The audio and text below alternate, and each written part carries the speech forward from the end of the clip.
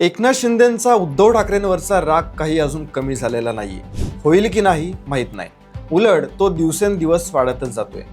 पण उद्धव ठाकरे हे एकटेच आहेत का शिंदेंच्या निशाण्यावरती? अजून कोणाकोणाचा राग एकनाथ शिंदेंना येतोय?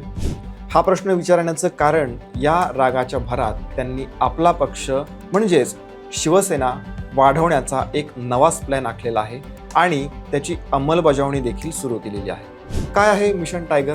या नव्या प्लॅनमुळे अनेकांना धडकी भरली आहे, विशेषतः उद्धव ठाकरेंच्या सेनेला.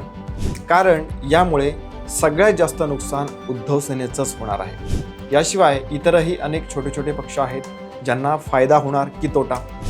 शिंदे सेनेचं महायुतीतलं स्थान यामुळे आणखी भक्कम होणार.